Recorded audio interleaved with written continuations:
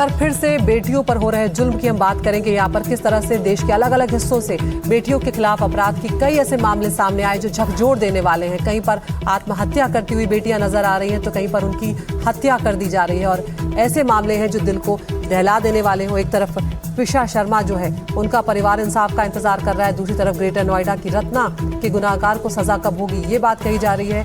हैदराबाद से जो खबर आई, दर्दनाक हत्या कर दी गई है। और चौथा मामला पंजाब से, जब यशिंदर कौर को पहले अगवा किया गया और उसके बाद उनका मर्डर कर दिया गया।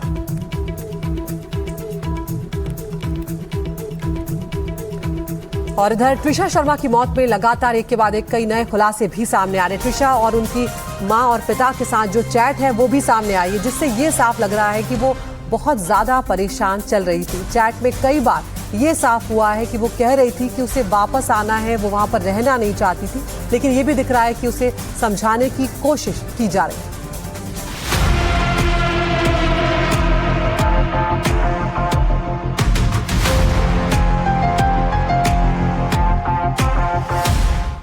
ट्विशा की मौत कैसे हुई? उसने आत्महत्या की या मामला कुछ और था? गंभीर आरोप उसके ससुराल वालों पर लग रहे हैं। इस बीच ट्विशा के अपनी मां के साथ कुछ चैट सामने आए हैं। ये चैट 30 अप्रैल से 9 मई के बताए जा रहे हैं। जो बातें ट्विशा ने अपनी मां को लिखी उससे ये दिख रहा है कि वो काफी परेशान थी। वो अपने चैट में बार बार लिख रही थी कि मुझे बुला लो। ट्विशा गर्भवती थी। उसके मुताबिक ससुराल वाले इस पर भी सवाल उठा रहे थे। उसने एक चैट में लिखा कि समर्थ पूछ रहा था कि किसका बच्चा था जो अबॉर्ट किया था। मम्मी यहाँ पर बस मैं पागल हो जाऊंगी, मुझसे नहीं हो पा रहा है अब ये सब। इसके जवाब में उसकी माँ कहती है कि अम्मा को बताना, अम्मा कहाँ है? ट्विशा जवाब लिखती है, अम्मा यकीन ही नहीं कर रही है कि समर्थ ऐसा बोल सकता है। यहाँ अम्मा ऐसा लग रहा है कि ट्विशा की सास के लिए लिखा गया। चैट में ट्विशा आगे लिखती है, मुझे पूछ रहा है कि वो किसका बच्चा था और मैं इग्नोर करूं। कैसी औरत हो आप? ये अपने घटियापन की हर लाइन क्रॉस करके बैठा है, कैसे रह लूं इसके साथ? इसके बाद ट्विशा की मां जवाब देती है कि पापा को बात के लिए बोल रही हूं। ट्विशा इसके लिए मना कर देती है। ये चैट से सामने आ रहा है।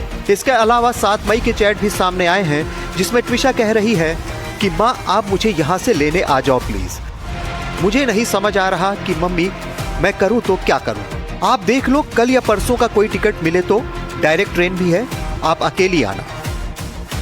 यानी ट्विशा वहां से निकलना चाहती थी, लेकिन शायद घर वालों को लगता था कि सब ठीक हो जाएगा, कुछ ही महीने तो हुए हैं शादी को।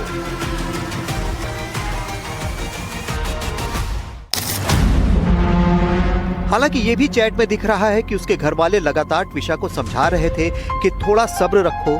शायद उन्हें यह लग रहा था कि थोड़ी गलतफहमी हुई है, आगे सब ठीक होगा। लेकिन अब उनको लग रहा है कि काश वो अपनी बेटी को समय से पहले वापस ले आते।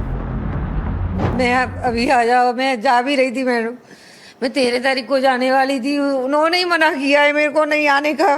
मैं 13 तारीख को भी जाने वाली थी। मैं सोच रही हूँ, मैं खुद, मेरे को अपने ऊपर गुस्सा आ रहा है। मैं पहले चली जाती तो उसको लेके आती थी, उसको लेके आती मैं। ट्विशा के चैट ये बता रहे हैं कि वो बेहद परेशान थी, मानसिक उत्पीड़न झेल रही थी, लेकिन घर वालों को लग रहा था कि शायद सब ठीक हो जाएगा। ट्विशा चली गई और घर वालों की आंखों में अब आंसू। भोपाल में हरप्रीत कौर के साथ सिकता देव, एनडीटीवी इंडिया।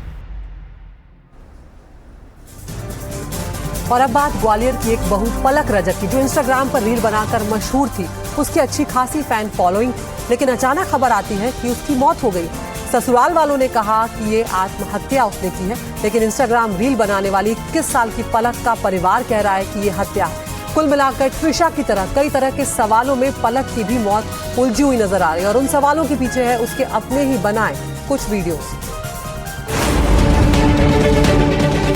पलक रजक की मौत मिस्ट्री में सबसे ज्यादा हैरान करने वाली बात पलक रजक की मौत से ठीक 2 दिन पहले यानी 10 मई की उसकी इंस्टाग्राम पोस्ट है, जिसमें उसने जो रील पोस्ट की उसमें उसकी मौत से ठीक पहले का वो दर्द देखा जा रहा है जिसे वो झेल रही थी, बर्दाश्त कर रही थी। ये देखिए, ये रील देखिए, इसके एक एक शब्द पर गौर करिए। इस रील में उसने panic attack, sleepless nights, anxiety और डिप्रेशन जैसे भारी भरकम शब्दों का इस्तेमाल किया है। ऐसे शब्द भला कोई कब इस्तेमाल करता है? जब वो पूरी तरह से परेशान हो, मानसिक तौर पर परेशान हो। ऐसे में सवाल उठ रहा है, क्या पलक रजक मानसिक तौर पर परेशान? आखिर उसे क्या परेशानी थी? इन सवालों के जवाब के बीच पलक ने एक और वीडियो इंस्टाग्राम पर पोस्ट किया था, जिसने उसकी मौत को सवालों के घेरे में ला दिया है। वो पोस्ट 24 अप्रैल को पलक ने अपनी शादी की सालगिरह के मौके पर पोस्ट की थी। उस पोस्ट के टेक्स्ट को समझिए। सत्यानाश होने वाले जितने रास्ते थे, मैं सब में वीआईपी एंट्री लेकर घुस गई। शादी की सालगिरह जैसे मौके पर लिखा गया ये दर्दनाक जुमला साफ गवाही दे रहा है।